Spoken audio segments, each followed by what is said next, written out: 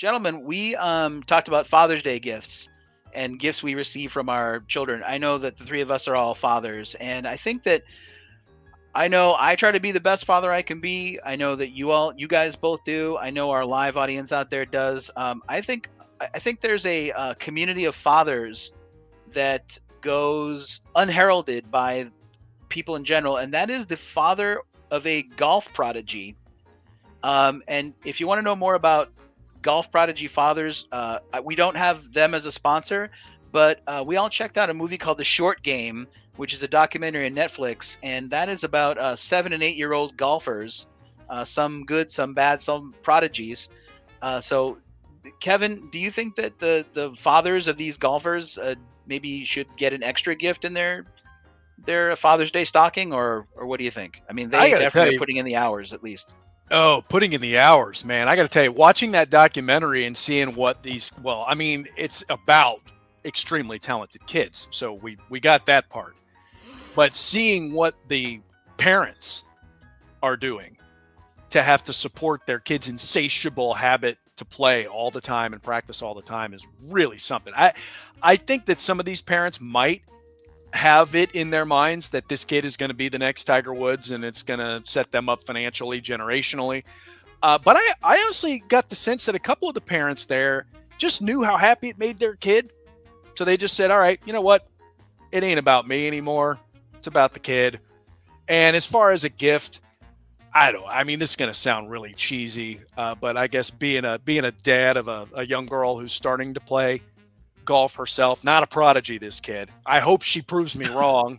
Again, this is, hopefully available in perpetuity and she'll prove me wrong, but we have a great time together.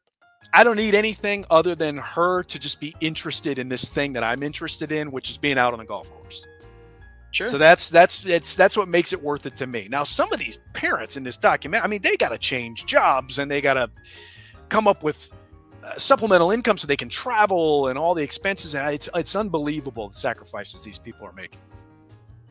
I hope it pays off. Patrick, when you've made such a sacrifice for your sons, if they either showed promise as a golfer or just liked it a lot, would you devote the extra time? Yeah, sure. I would probably have tried. I don't know if I'd have changed jobs or moved too many times over it, but we do what we can to help our kids. Now, I'll tell you, what I wouldn't have done for my kids, I would probably try and do for my grandkids. That hits different, but I wonder if did they go too deep into how much money the old grandparents were shelling out towards this golf habit that these kids had. I didn't pick up on that part of it, Kevin. I don't think they really went into it too much. They didn't. I'm sure there were like 1,300 kids playing in this event, and I'm sure quite a few of them were supported by grandparents. I can't imagine that wasn't the case.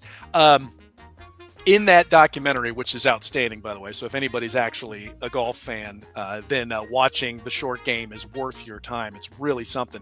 A couple of the kids from The Short Game, I looked up where are they now, but two of the kids in that documentary, and it was produced in 2013, so these kids are of college age now. Two of those kids I know of. I didn't know they were in the documentary, but I know of them just from being a golf fan. Two of the females, Amari Avery and Alexa Pano. If you're a fan of women's professional golf, I mean, these are names that you've heard before.